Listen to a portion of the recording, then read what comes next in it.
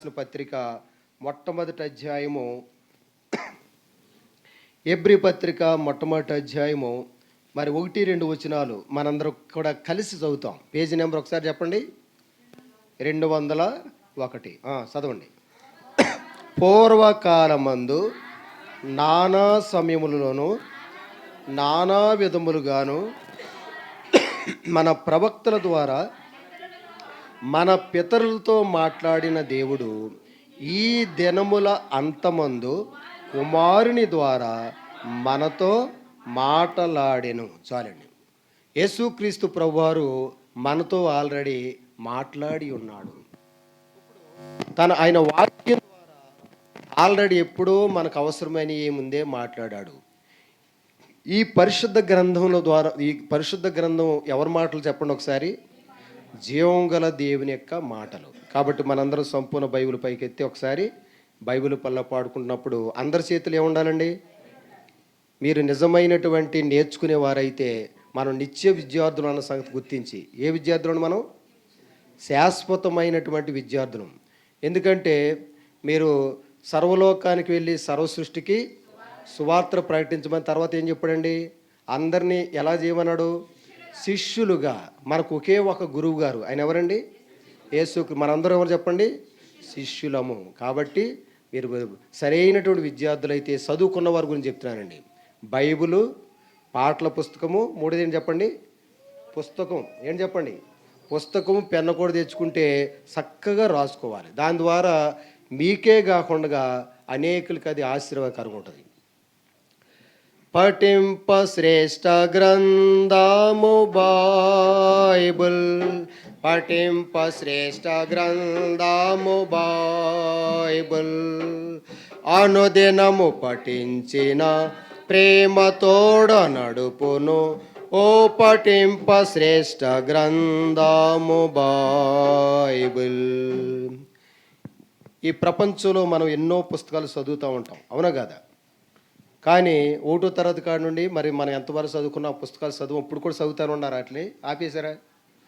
News పేపర్లు కానీ, మీకు ఇష్టమైనటువంటి పుస్తకాలు కానీ ఒకసారో 2 సార్లు బాగా నచ్చి 10 సార్లు చదువుతారు, అక్కడితో పక్కన పడేస్తారు. కానీ బైబిల్ ఎంతకాలం చదవాలి చెప్పండి? చెప్పండి, ఎవరైనా సరే చెప్పండి. నువ్వు బ్రతుకు దినాలు యావత్తు ఈ యొక్క వాక్యాన్ని చదువుతానే ఉండాలని దేవుని యొక్క వాక్యం. అవన్నీ చూడడానికి మన సమయం ఉండదు కాబట్టి ముందుకెళ్ళిపోతాం. ప్రతి ఒక్కరి చేతిలో ఏముండాలంటే ఏముండాలి చెప్పండి? పరిశుద్ధమైన గ్రంథం ఉండాలి. ఎందుకంటే పరిశుద్ధమైనటువంటి బైబిల్ గ్రంథాన్ని ఎవరైతే కలిగి ఉంటారో వారి జీవితాలు బాగు చేయబడతాయి, క్రమపరచబడతాయి, నూతనపరచబడతాయి. అందుకని వాక్యాన్ని ప్రతి ఒక్కరు కూడా ఏం చేయాలి చెప్పండి? కొంతమంది ఏదో పుస్తకాలు పెట్టుకున్నట్టుగా పెట్టుకుంటారు. ప్రతి ఒక్కరు కూడా మన ప్రకటన గ్రంథం 1వ అధ్యాయంలో మనకు తెలిసిన 3వ వచనంలో ఈ సమయం సమీపించినది కనుక ఈ ప్రవచన వాక్యములను చదువువానును వాటిని విని ఇందులో వ్రాయబడిన సంగతులను గైకొని వాడును ధన్యులు. మనందరూ కూడా ఏమని కోరుకుంది? ధన్యులుగా ఉండాలని ఉందా లేదా? ఏమంటే ఎవరికైనా లేదా కోరిక? మనలో ప్రతి ఒక్కరు కూడా ధన్యులు, దీవించబడిన వారు, ఆశీర్వదించబడిన వారు ఉండాలని కోరిక ఉంది. అది ఎలా సాధ్యమైందండి? వాక్యము చదివిన, వాక్యాన్ని విన్న, వాక్యాన్ని అక్కడ రాయబడిన మాటలు చెప్పండి అమ్మా పిల్లలారా, చెప్పండి. అక్కడ రాయబడింది వాక్యాన్ని చదివినా ధన్యులమే, చెప్పండి, విన్నా ధన్యులమే, ఆ ప్రకారం నడుచుకున్న ధన్యులమే. ఆ మాట మరోసారి చదవండి. ప్రకటన గ్రంథం 1వ అధ్యాయం ఎన్నో వచనమండి? చదవండి అందరూ. అంటే ఇక్కడ ఈ మాట అందరూ గుర్తించండి. టైం లేదు మనకి, ఇంకా ఏం లేదు చెప్పండి. ఈ మాట అందరూ కూడా గుర్తించాలి. సాతానుగాడు ఏమంటాడంటే, బోర్డు నీ దగ్గరే ఉందిగా బైబిల్, తర్వాత చూసుకోవచ్చులే, ఇంకెవడన్నా తీసుకెళ్ళిపోతాడన్నట్టుగా మళ్ళీ మబ్బి పెడతాడు. కాబట్టి ప్రభునందు ప్రియమైన వాళ్ళరా, సమయము ఏంటి? అది ఆ మాట గుర్తించండి అందరూ కూడా. సమయము సమీపించినది. ఈ ప్రవచన వాక్యములను చదువువాడును వాటిని విని ఇందులో వ్రాయబడిన సంగతులను గైకొని వారును ధన్యులు. ఆఖరి అధ్యాయంలోకి వస్తే 1వ అధ్యాయంలో అలా ఉంది. మరి ఆఖరి అధ్యాయంలోకి వస్తే ఎలా ఉంది? ప్రకటన గ్రంథము 22వ అధ్యాయము 7వ వచనం. ప్రకటన 22:7. ఇదిగో నేను త్వరగా వచ్చుచున్నాను.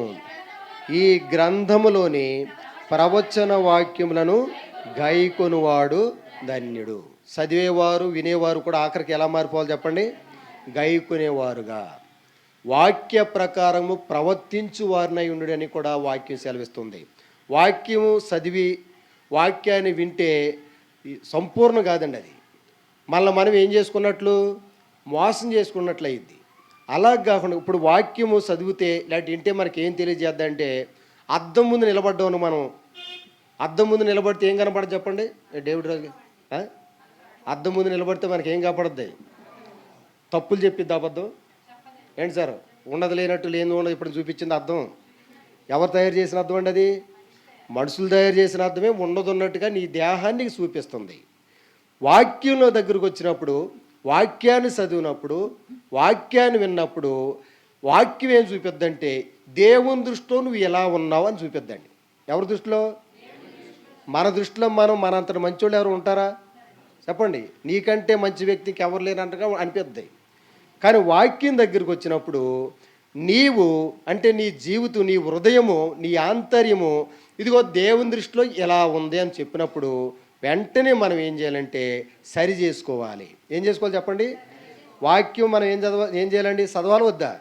చదవాలి. వాక్యాన్ని వినాలి. వాక్యం చదివినా విన్నా అది ఎక్కడ చేరాలి చెప్పండి? ఎందుకని హృదయంలో చేరాలి? 119వ కీర్తన. కీర్తన గ్రంథంలో కనుక మనం గమనించినట్లయితే 119వ కీర్తన 11వ వచనం అయిద్దండి. 119వ కీర్తన 11. నీ ఎదుట నేను పాపము చేయకుండానట్లు నా హృదయములో నీ వాక్యము ఉంచుకొని ఉన్నాను. హృదయంలో ఏమి ఉంచుకోవాలి చెప్పండి? ఎందుకంటే హృదయం గురించి తెలుసు కదండి. మనకేమనిపిద్దంటే నా మనసు ఎంత మంచిదో, నా హృదయం ఎంత శ్రేష్టమైందో అనుకుంటామండి. కానీ వాక్యం ఏం చెప్తుంది? ఇర్మియా గ్రంథము ఇర్మియా గ్రంథం ఎవరు ఇవ్వబడిందండి? అధ్యాయం వచ్చిన కూడా మీరే చెప్పేయగలగాలి. 17వ అధ్యాయమా? హృదయము అన్నిటికంటే అది. అవ్వమ్మ గారిని దేవుడు అడిగితే ఎందుకు ఈ పండు తిన్నామంటే ఏం చెప్పింది చెప్పండి? ఈ సర్పం నన్ను మోసపుచ్చిందని చెప్పింది. ఆదాము గారి దగ్గరికి వెళ్తే ఏం చెప్పాడు ఆయన? నువ్వు నాకు ఇచ్చిన ఈ భార్యే నాకు చెప్తే నేను తిన్నా అన్నాడు. అలాగే ఒకళ్ళ మీద ఒకళ్ళు పెట్టుకోవడం మొదలెట్టారు.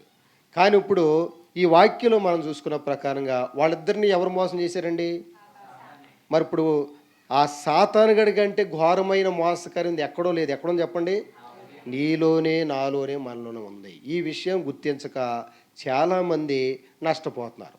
మనకు భయంకరంగా మనల్ని పాడు చేసేది, కీడు మనోళ్ళు ఏమంటారు? అరే ఆడు జతకెళ్ళొద్దు, వాడు పాడు చేసేస్తారంటారు. పక్కోళ్ళు అంటూ ఉంటారు. కానీ మనల్ని మోసం చేసేది ఏంటి చెప్పండి? మన హృదయమే. మన హృదయంలో 13 రకాల పాపాలు ఉన్నాయి. ఎన్ని రకాలు చెప్పండి? అవన్నీ వర్ణించినప్పుడు సమయం లేదు. కానీ అవన్నీ కూడా వదిలించుకోవడం అనేది మన వల్ల ఇద్దండి. పాపం అంటే మనకి ఎంత తీపో చెప్పండి? పాపం అంటే మనకెంత ప్రీతికరంగా ఉంటుందో. ఎందుకంటే అది పాపం వలన కలిగే భ్రమ ఉంది. ఇబ్రీ పత్రికలో పాపం అనేది మన భ్రమ పరిస్థితి, మోసం చేద్దు. కాబట్టి మనం మొట్టమొదటిగా గుర్తించాల్సింది ఏంటంటే దేవుని ఎదుట మనం పాపం చేయకుండా ఉండాలంటే మన హృదయం దేంతో నింపబడాలి చెప్పండి? వాక్యంతో పూర్తిగా నింపేసుకోవాలి. అందుకని ఈ శివకుమార్ గారు ప్రార్థన పెట్టుకుంటే మనం ఎందుకు వచ్చామంటే దేంతో నింపేసుకోవడానికి వచ్చాము? మనం 4 పూటలకు తక్కువ లేకుండా ఫుల్గా నింపేసుకుంటారు. ఏంటి? కడుపు. ఎన్ని పూటలండి? 5. మధ్యలో ఉదయం టిఫిను, సాయంత్రం స్నాక్స్తో కలిపితే 5 అయిద్దేమో. కొంతమంది అర్ధరాత్రి మేలుకు వచ్చినా తింటారు అనుకోండి, అది వేరే అనుభవం. కానీ వాక్యం మట్టుకు వాళ్ళంత బాధ్యత లేదండి. కాబట్టి ప్రియులు ఇక్కడ వాక్యం చూసినట్లయితే ఎందుకని వాక్యం మనం చదవాలి, వినాలి, ఎందుకని వాక్యానుసారంగా మనం జీవించాలంటే అప్పుడు వాక్యంతో నింపబడితే మనలో ఏముండదు చెప్పండి? పాపానికి అసలు చోటు ఉండదండి. ఎందుకంటే యేసు ప్రభువు వారి గురించి ఎవరు వాక్యం చెప్పినా నోటౌట్ ఏ మాట వచ్చేస్తుందంటే పాపం వచ్చేస్తుంటుంది. ఎందుకంటే ప్రియులారా, మీకు మేలు కలగకుండా కారణం ఏంటి చెప్పండి? ఉందా లేదా మాట? చాలామంది మాకు కలిసి రావట్లేదండి, మేలు జరగట్లేదండి, ఉపయోగం లేదండి, లేకపోతే ఎక్కడ కూడా ఏమాత్రం ప్రయోజనం లేదండి, ఆరోగ్యం లేదని అంటూ ఉంటారు. కారణం ఏంటండి? ఇర్మియా గ్రంథం ఆ మాట చదవండి ఒకసారి. ఎందుకని చూపించిన మాటలే మరలా మరలా చూపిస్తున్నామంటే ముందు పరిష్కారం ఏంటో చూడాలి. మా పిల్లోడికి చదువు రావట్లేదంటే ముందు అక్షరాలు వచ్చినదో తెలుసుకోవాలా వద్దా మనం? చెప్పండి. ఎక్కడో ఇంటర్మీడియట్ వెళ్ళిన తర్వాత చదువు రావట్లేదంటే ఎలా కుదురుద్దండి? ప్రారంభ సమయంలోనే మనం అన్నీ కూడా సెట్ చేసుకోవాలి. ఇర్మియా గ్రంథము 5వ అధ్యాయం అనుకుంటున్నానండి. అంతే కదండి, 5వ అధ్యాయమా 7వ అధ్యాయమా? ఇర్మియా గ్రంథం 5వ అధ్యాయము 25వ వచనం అండి. 5:25.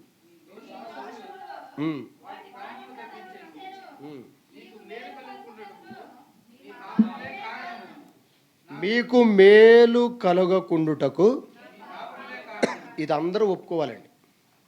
నువ్వు పాపివి అంటే ఎవరైనా ఒప్పుకుంటారండి? చెప్పండి. చాలా బాధ కలిగిపోద్ది. కానీ వాక్యం మనల్ని ప్రశ్నిస్తూ ఉందండి. మనము పాపము చేయలేదని చెప్పుకొని ఎడల ఎవరిని అబద్ధికులు చేస్తాడో మనం చెప్పండి. దేవుడు నువ్వు పాపివి అని యోహానుకు రాసిన మొదటి పత్రికలో 1వ అధ్యాయంలో దేవుని యొక్క వాక్యం స్పష్టంగా చెప్తుంది. కాను నేను మంచోడిని, నేను మంచిదానని మనం అనుకుంటాం. సాతానుగాడు కూడా మనం వంత పాడతాడు, అవును నువ్వు వీళ్ళందరికంటే మంచి వ్యక్తి అంటాడు. కానీ ప్రభునందు ప్రియమైన వాళ్ళరా, ఇర్మియా గ్రంథము 5వ అధ్యాయము 25వ వచనం కనుక మనం చూసినట్లయితే, మీ దోషములో వాటి క్రమమును తప్పించెను, మీకు మేలు కలుగకునుటకు మీ పాపములే కారణం. కాబట్టి ముందు మనం ఎప్పుడైనా సరే చేయాల్సింది ఏంటంటే, ఎవరింటికన్నా వెళ్ళినప్పుడు మనం కాళ్ళు కడుక్కొని లోపలికి వస్తారో అలాగే వెళ్ళిపోతారండి బెడ్రూమ్లో వరకు కూడా డైరెక్ట్గా. చెప్పండి. మీ ఇంటికాడ మీరు ఎలాగుండారో చాలా పక్క విషయం. కానీ ఎవరింటికన్నా వెళ్ళినప్పుడు మనము క్లీన్ అండ్ గ్రీన్గా వెళ్ళాలి, అవునా కదా? అలాగనే దేవుని యొక్క ఆశీర్వాదాలన్నీ మనము స్వతంత్రించుకోవాలంటే మనము ముందు చేసుకోవాల్సిందంటే హృదయాన్ని కడిగించుకోవాలి. ఏం చేసుకోవాలి చెప్పండి? నా కుమారుడా, నీ హృదయాన్ని నాకు ఏమైనా మంచిదా పోనది? దేవుడికి ఏమైనా ఉపయోగపడుతుందా చెప్పండి? దేవుడికి అది ఏమాత్రం ఉపయోగపడేది కాదు. మనల్ని బాగు చేయడానికి, మనల్ని శుభ్రపరచడానికి పాపాన్ని ఎందుకు వదిలించుకోవాలంటే మనం ఎన్నోసార్లు వింటానే ఉండమండి. అసలు పాపం అంటే ఏంటి చెప్పండి? చెప్పండి. బైబిల్లో చాలా విషయాలు ఉన్నాయి. మీరు చెప్పండి అమ్మ. ఒక తలకోడు చెప్పు కదా, తలకోడు మీరు చెప్పండి. పాపం అంటే ఏంటి? నిరీక్షణం గారు చాలా బాగా చెప్తున్నారు. ఆజ్ఞాతిక్రమమే పాపము. దేవుడికి ఇష్టలేని కార్యాలు చేస్తే పాపము. మేలైనది చేయనెరిగి అలాగూ చేయకపోవడమే పాపము. మూర్ఖుని యోచన పాపము, సకల దుర్నీతియు పాపం. ఇలాగ పాపం గురించి ఎన్నో విషయాలు ఉంటాయి. ఇవన్నీ కూడా మన జీవితంలో పుట్టుకతో పాపులము. మనకు దావీదు గారి కీర్తనలో అంటాడండి, నేను పాపంలోనే నా తల్లి నన్ను గర్భమున ధరించాను. రెండోది ఏంటంటే మన స్వాభావికంగా మన పాపలు. మంచి పనులు నేర్పించడానికి ఎన్ని స్కూళ్ళు పెట్టినా కానీ మార్పు రావట్లే. వస్తుందా? ఖైదీలను తీసుకెళ్ళి ఎక్కడ పెడతారండి? జైల్లో. ఎందుకో తెలుసా? ఎందుకు చెప్పండి? అక్కడ శిక్షించడానికి కాదు, సత్ప్రవర్తన రావడానికి తీసుకెళ్తారు అక్కడికి. కానీ వీళ్ళు ఇంకా కరుడు గంటున దొంగలా మారిపోతారండి, ఇంకా కఠినంగా మారిపోతున్నారు. ఎందుకంటే శరసాలలో కూడా మనుషుల్ని మార్చలేవని రుజువైపోయింది. కానీ ఎవరు మార్చగలరు చెప్పండి? దేవుడు తన ప్రేమతో, తన వాత్సల్యతతో ఆయనలో అంత పునరుద్ధాన శక్తి ఉందండి. కాబట్టి ప్రియులారా, మనకు అత్యంత సమస్య ఏంటంటే దేవుడు మనకు మేలు చేయలేకపోవడానికి కూడా కారణం ఏంటంటే ఏం అడ్డం వస్తుంది చెప్పండి? యెషయా గ్రంథం మనకు అందరూ తెలుసండి. ఎన్నో అధ్యాయం అది? ఆయనకి మనకు మధ్య ఏం అడ్డం వస్తున్నాయి చెప్పండి? ఆయన పాపాల. చూడండి, దేవుడు మనకి మేలు చేయడానికి సిద్ధమే. 59వ అధ్యాయం యెషయా గ్రంథము 59వ అధ్యాయము 1-2 వచనాలు. రక్షింపనేరక ఎండునట్లు యెహోవా హస్తము కురచ కాలేదు, విననేరక ఎండునట్లు ఆయన చెవులు మందము కాలేదు. మీ దోషములు మీకును మీ దేవునికిని అడ్డముగా వచ్చేను, మీ పాపములు ఆయన ముఖమును మీకు మరుగుపరిచెను గనుక. ఇది అసలు సమస్య ఎక్కడుందంటే నాలోనే ఉందని అందరూ గుర్తించాలి. ఎవరిలో ఉందని చెప్పండి? సమస్య నీకు నాకు మనకి కుటుంబాలకి మేలు కలగట్లేదంటే మా ఆయన కారణం, మా ఆవిడ కారణం, మా అత్తమామలు, లేదంటే వాళ్ళ మీద వీళ్ళ మీద తొయ్యొద్దండి. అసలు సమస్య ఎవరిలో ఉంది చెప్పండి? ఎవరికి వాళ్ళే నాలోనే ఉంది. ప్రభువా నేను ఇది సత్యాన్ని ఒప్పుకోవాలి. మొట్టమొదటిగా మన నిజస్థితిని మనం ఒప్పుకోవాలండి.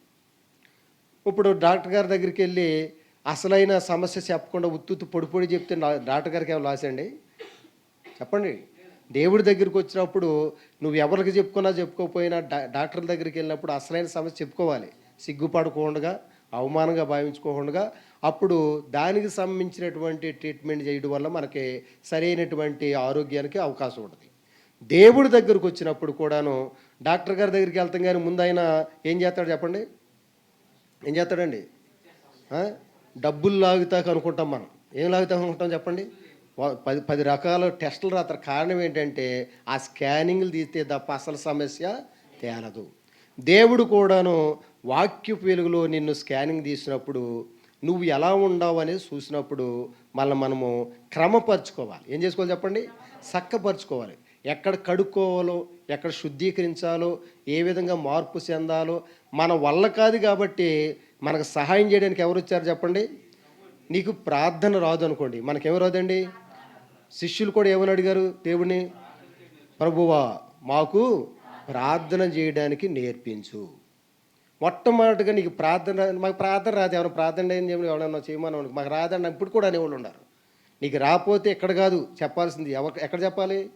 దేవుడి దగ్గర చెప్తే ఎప్పుడో వచ్చేది. అవునా కదా? యథార్థం చెప్పండి.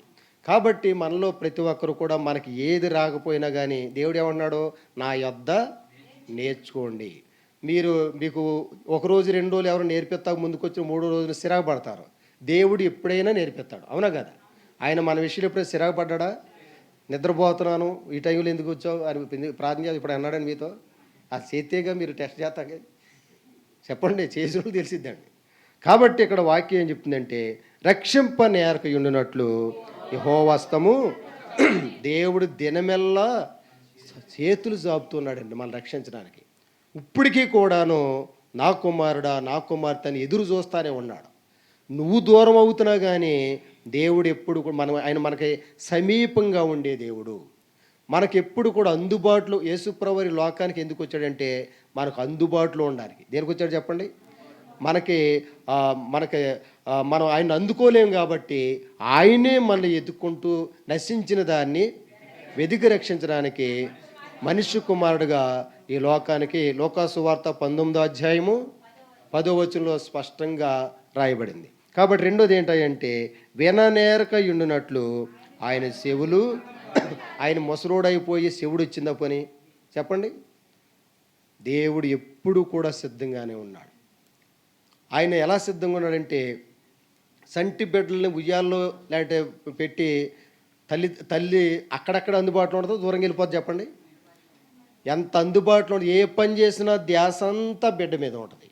దేవుడు కూడాను ఎప్పుడూ కూడా మనం మొరలు వినడానికి, మన సమస్యలకి పరిష్కారం చూపించడానికి ఆయన ఎప్పుడూ కూడా ఆయన సమీపంగా అందుబాటులోకి వచ్చాడండి. అలాంటి ప్రభువుని మనమే దూరం చేసుకుంటున్నాం. తర్వాత ఇక్కడ సమస్య ఏంటంటే దేవుడికి మనకి మధ్య ఏం అడ్డు వచ్చినాయి చెప్పండి? చెప్పాలి అందరూ కూడా. ఉత్తు దోసాలే చెప్తున్నారు, అక్కడ 2 ఉన్నాయి. అది ప్రాముఖ్యమైన మాట అండి. ఏమేమి అడ్డం వచ్చినాయి చెప్పండి? దోషాలు, పాపాలు. ఈ అడ్డం వచ్చి దేవుడు ఎంత మేలు చేద్దామన్నా కానీ ఏమాత్రం కూడా మనకు దొరకట్లే.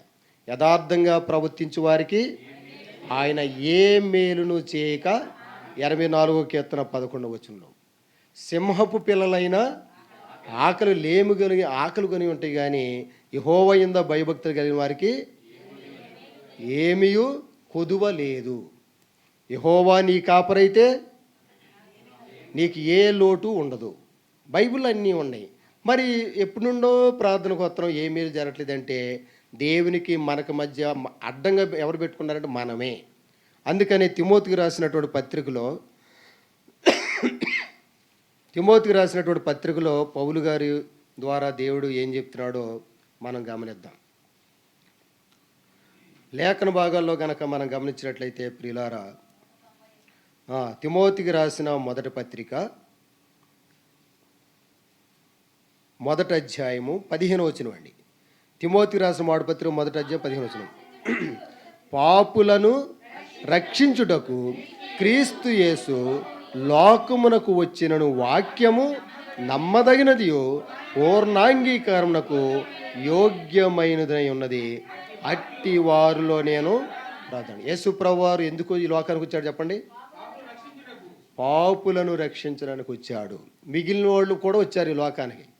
వాళ్ళందరి గురించి అదే మాటలు ఏమని రాబడింది అంటే పాపులను శిక్షించడానికి వచ్చారని ఉంటుందండి. కానీ యేసు ప్రభువారు దేనికి వచ్చాడు చెప్పండి? ఈ భూమి మీద పాపం లేని వ్యక్తి ఒక్కరన్నా ఉన్నారా?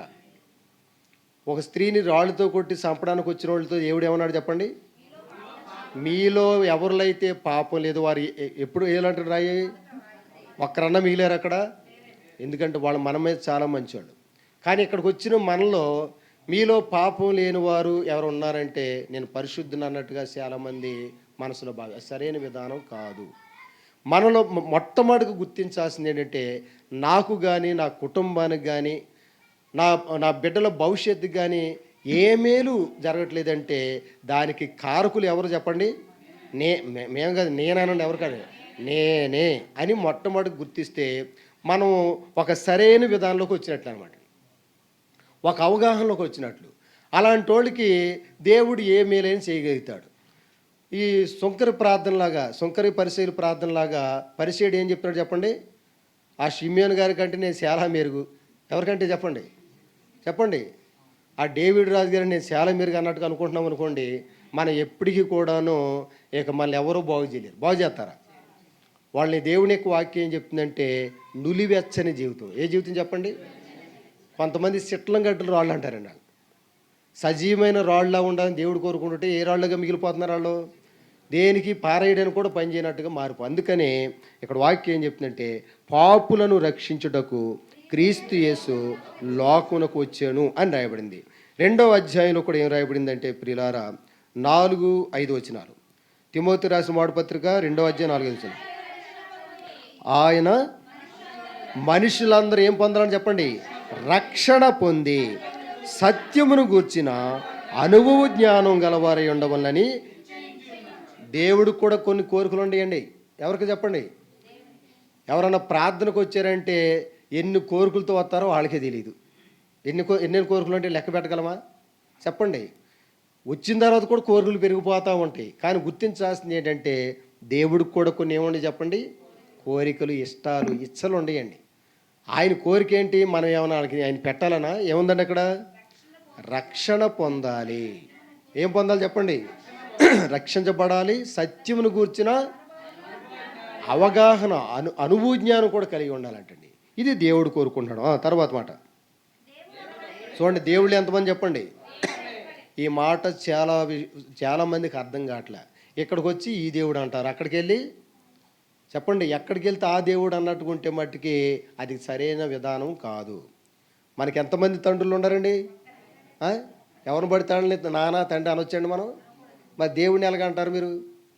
ఈయన కూడా తండ్రి అంట. ఏంటంటే ఇవ్వండి అంటారండి ఎవరన్నా? దేవుడికి చాలా బాధ కలిగిద్దండి. ఈయన కూడా తండ్రి అని మీ నాన్న దగ్గర ఎవరన్నా అనండి, ఎంత బాధ కలిగిద్దో చెప్పండి అమ్మా. మరి దేవుడికి ఎంత బాధ కలిగిద్ది? అందుకని ఇక్కడ ఏం రాయబడిందంటే దేవుడు చెప్పండి మొట్టమొదటి విషయాన్ని గుర్తించాలి. దేవుడు ఒక్కడే, దేవునికిని నరులకును మధ్యవర్తి ఒక్కడే, ఆయన క్రీస్తు యేసును నరుడు. 6వ వచనం అందరూ చదువుదాం. కొద్దిగా స్లోగా తగ్గించి చదువున్నాం. వరిసేస్తున్నారు తక్కువగా. ఈయన అందరి కొరకు విమోచన క్రయధనముగా తన్ను తానే సమర్పించుకొనెను. చాలండి. పాపులను రక్షించడానికి వచ్చాడు, మధ్యవర్తిగా వచ్చాడు, మనందరినీ విమోచించడానికి ఆయన ప్రాణాన్ని క్రయముగా చెల్లించాడు. దేవుడు మంచోడు కాదు చెప్పండి? యేసు ప్రభువారు నీ కొరకే వచ్చాడు, నా కొరకే, మనందరి కొరకు వచ్చాడు. ఆయన వచ్చింది దేనికంటే పాపులందరినీ ఏం చేయడం చెప్పండి? ఎందుకంటే మరి పాపులందరినీ శిక్షిస్తే ఒక్కళ్ళు కూడా మిగలరండి. ఉంటారా ఇంకా భూమి మీద? అందుకనే ప్రియులారా ఆయన పాపిని ప్రేమిస్తాడు, పాపాన్ని ద్వేషిస్తాడు. పాపిని ప్రేమిస్తాడు, పాపాన్ని ద్వేషిస్తాడు. మన పిల్లల మీద కూడా మనకు కోపం వద్దాయి. పిల్లలంటే ప్రేమే, కానీ వాళ్ళ చేష్టల వల్ల కోపం వద్దాయి. అంతేనా కదా? మన సొంత బిడ్డలు కూడా అప్పుడప్పుడు తంతూ ఉంటాం లేదా మనం? ఏమండి, కొడతారు, తిడతారు. దేనికోసం? వాళ్ళంటే ప్రేమ లేక, ఇష్టం లేక, వారిలో ఉన్నటువంటి దుష్టమైన అభిప్రాయాలు, చెడ్డ చేష్టల గురించి కోపం వచ్చి కొడతారు, కానీ పిల్లల మీద ప్రేమ లేదని కాదు. అలాగనే ప్రియులు ఇక్కడ వాక్యం చూసినట్లయితే తిమోతి రాసిన మాటపత్రిక 2వ అధ్యాయము 6వ వచనంలో ఈయన ఎంతమంది కొరకు చెప్పండి?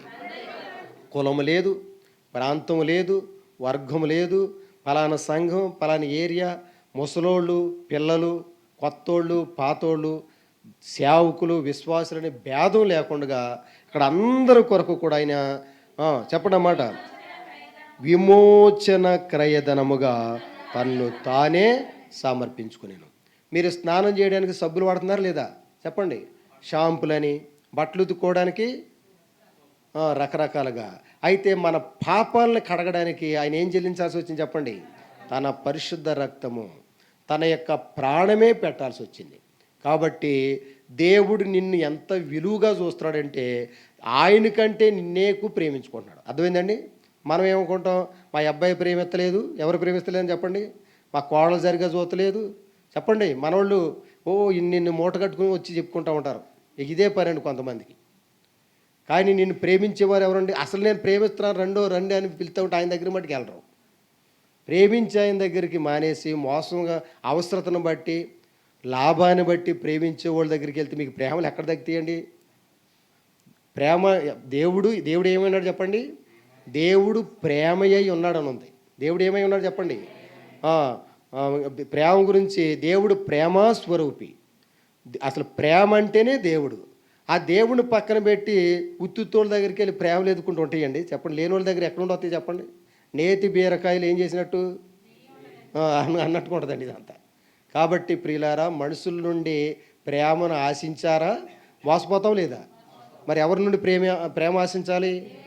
ఎందుకంటే మనకందరూ తెలుసు, ప్రేమ యేసుని ప్రేమ.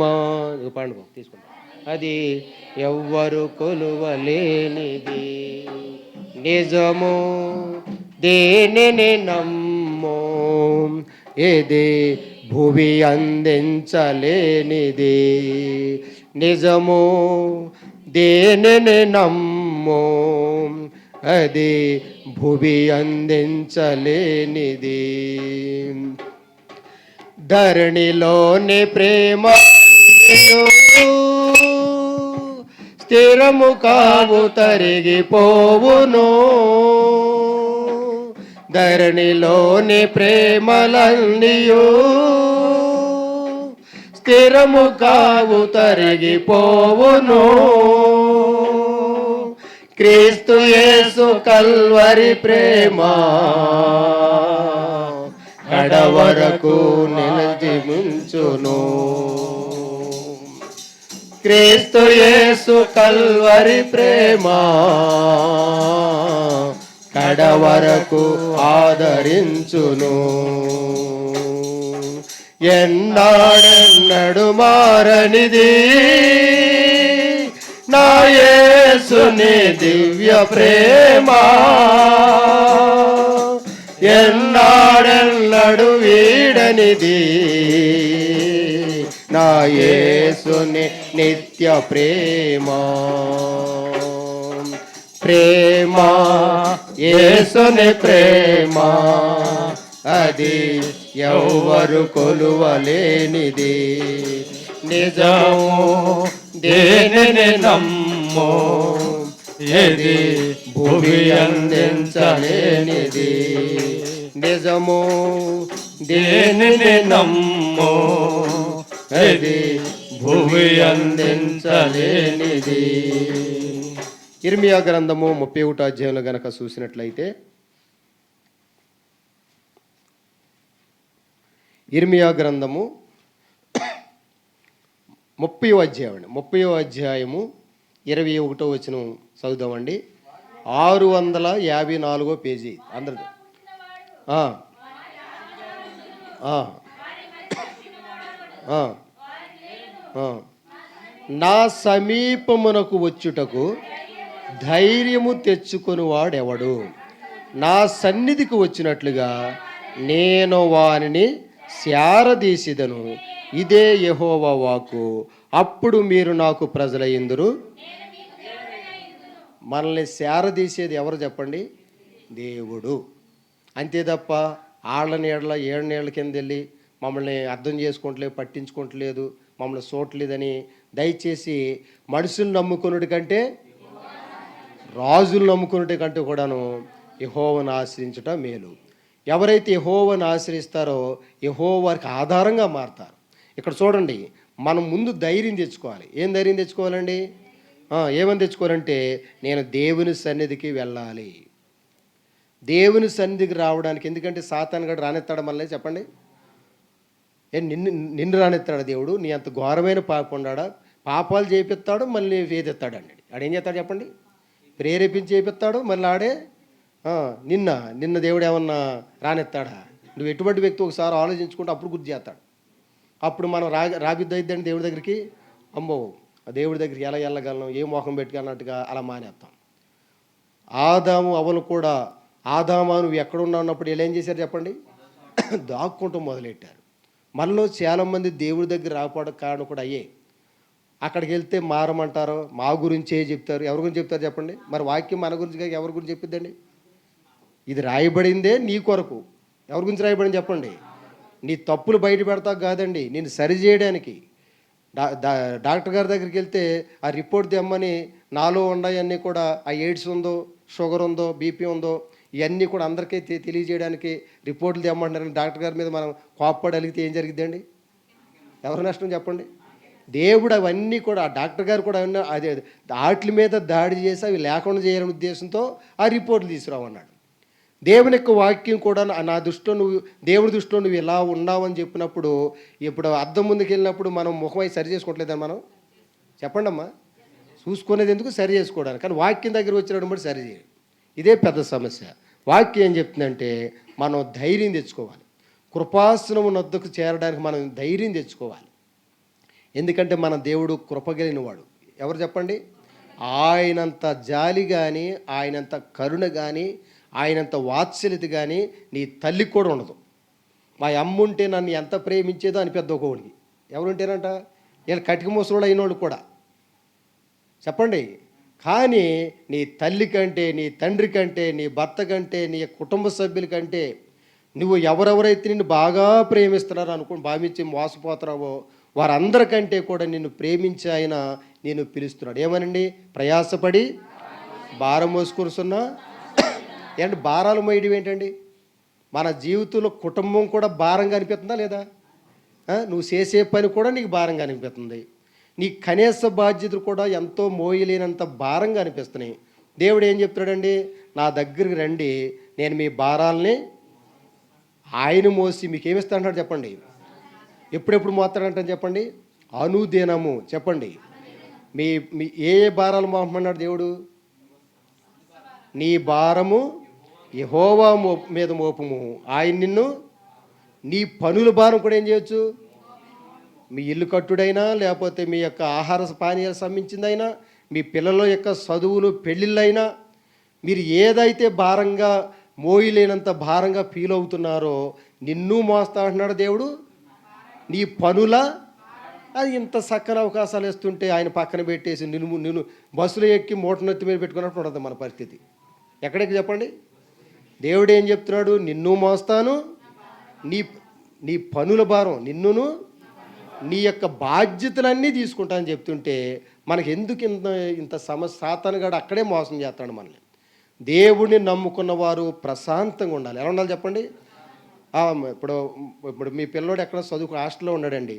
ఏదైనా డబ్బులు అవసరం వస్తే ఏమనిపిద్ది? మా నాన్న చూసుకుంటాడు, మా అమ్మ చూసుకుంటుంది అనుకుంటాడు, ఆయనే సంపాదించుకోవాలా? చెప్పండి. ఏదైనా సరే ఏమంటారు చెప్పండి? ఒక్క ఫోన్ కొడతారండి, ఏం చేస్తారు చెప్పండి?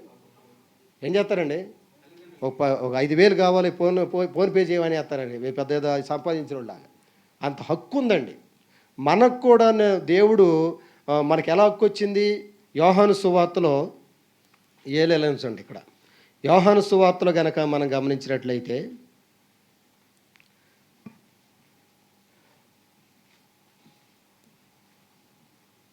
యోహాను సువార్త 1వ అధ్యాయము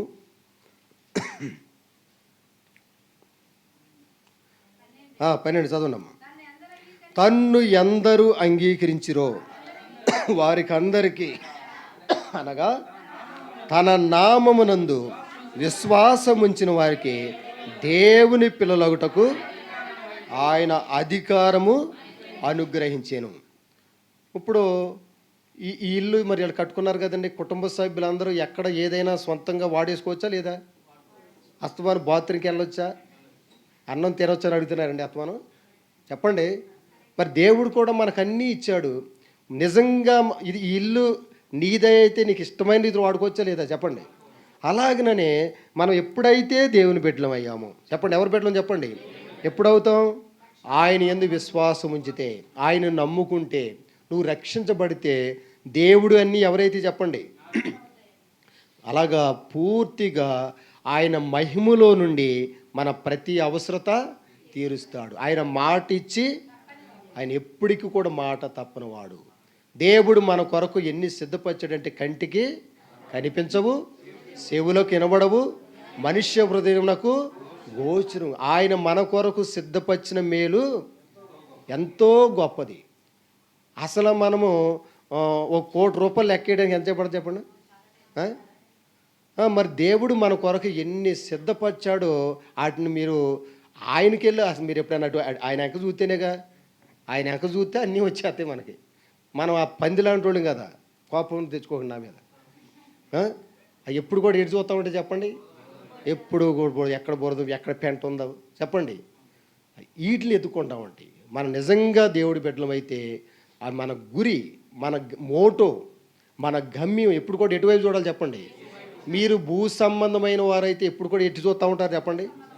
అది మన పరలోక సంబంధమైన వాళ్ళం కాబట్టి ఎటు చూడాలి చెప్పండి. ఒకసారి ఎలీషా గారు ఆయన శిష్యుడు ఉన్నప్పుడు పొద్దున్నే నిద్రలేశాడు శిష్యుడు. పొద్దున్నే నిద్రలేసినప్పుడు ముందు ఏం చేయాలి చెప్పండి.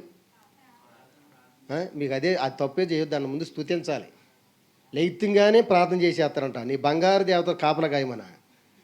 ఏమన్నా పొద్దున్నే లైత్యంగానే దేవుడికి ఆజ్ఞాపిత్తం మొదలెట్టారు. కనీసం స్తుతించండి. ప్రభువా, ఎంతోమంది బతికిలేరు కానీ నన్ను ఏం చేసావు చెప్పండి. మనం బతికుంటకి ఏమైనా మనలో ఏమైనా అర్హతలు ఎవరికైనా ఉపయోగపడతాము మనం చెప్పండి. మనమే ఉపయోగం లేని వ్యక్తులు అండి మనం. ఒక ఆయన నిన్న దొరసనపాడులో వాక్యం చెప్తూ చెప్పారండి, చచ్చిపోయిన తర్వాత ఆ మేక చర్మాన కన్నా కొనుక్కుంటారంట. మనిషి చచ్చిపోతే ఎవరైనా కొనుక్కుంటారండి? పారేయడం తప్ప ఎందుకు పని చేయి, ఎలా వదిలించుకోవాలని చూస్తారు. అదే మేకతోలు లేదంటే గొడ్డుతోలు అలాంటి అట్లయితే ఏం చేస్తారు చెప్పండి, చెప్పుల కన్నా వాడుకుందాం, ఏంటికి చెప్పండి, డోలక్కల కన్నా వాడుకుంటామని ఆలోచిస్తారు మనల్ని. అందుకని మన విలువేంటో మనకు అర్థమైపోతుంది కదండి. కాబట్టి దేవుడిని బట్టి మనకి విలువండి. ఎవరిని బట్టి చెప్పండి. కాబట్టి ప్రియులారా, యోహాను సువార్త 1వ అధ్యాయము ఇక్కడ 12వ వచనంలో తన్ను ఎందరు అంగీకరించురో వారికి అందరికీ, అనగా తన నామమునందు విశ్వాసం ఉంచిన వారికి దేవుని పిల్లలగుటకు. ఎంఆర్ఓ గారు, కలెక్టర్ గారు సంతకం పెట్టిన తర్వాత ఏం చేస్తారు చెప్పండి, స్టాంప్ వేసినప్పుడు అది అధికారికంగా ఎలాగైతే ఉంటుందో గవర్నర్ గారి ద్వారా, అలాగనే మన దేవుడు మనకు అధికారం ఇచ్చాడు. ఇక దేవుని బిడ్డలం అయ్యామంటే దేవుని సంబంధించిన ప్రతిదీ మనదేనా కాదా. కాబట్టి మీరు ఎవరైనా సరే ఆ అవగాహన కనుక మీరు కలిగి ఉంటే, మీరు నాకు అది లేదు ఇది లేదు అంతా నేను యెహోవా నా కాపరని చెప్పుకుంటారు అందరికి. మళ్ళీ ఏం చెప్తారు చెప్పండి, తర్వాత మాటకి ఒప్పుకోరు. నాకు లేమి కలుగుదంటే అర్థం ఏంటి చెప్పండి, కొదువ. లేమి అంటే ఏంటి చెప్పండి, లోటు, కొదువ ఉండదు. అయితే నీకు దేవుడు కాపలా కాతలేదు అన్న సంగతి తెలుసు కాబట్టి దేవుడు ఎవరు కాపరని చెప్పుకుంటున్నాడు చెప్పండి. యేసు ప్రభువు నేను ఎవరికి కాపలాదారని అంటున్నాడు. నేను గొర్రెలకు మంచి కాపరి, నువ్వు తోడేలు, నువ్వు ఎవరు చెప్పండి, కుక్కవు, పందివి. మరి ఇలాంటి వాడికి ఎవరు కాపలా కాస్తారో మనకు తెలుసు. పందులకి కుక్కలకి వెళ్ళి కాపలా కాస్తారండి ఎవరన్నా? మరి ఎవరికైతే కాపలా కాయాలి, గొర్రెలకైతే. అందువల్లే మన అవసరాలు తీర్చబడతలేదండి. ముందు మన అసలైన వాస్తవం గుర్తించి మనము దేవుడికి ఇష్టం లేనిది ఏదైతే పూర్తిగా తీసేసుకుంటే నీ మేలులు నీ అవసరాలు ఇవన్నీ ఎవరో సరిచేయడం ప్రారంభిస్తారు చెప్పండి? దేవుడు బాధ్యత వహించాలంటే మనం చేయాల్సింది ఒకసారి యోబు గ్రంథం, ఇర్మియా గ్రంథం, అక్కడ ఆ మాట అలాగే ఉంటున్నాయి, దాంట్లో చాలా విషయాలు ఉన్నాయి. యోబు గ్రంథంలోకి వెళ్దాం ఒకసారి. యోబు గ్రంథము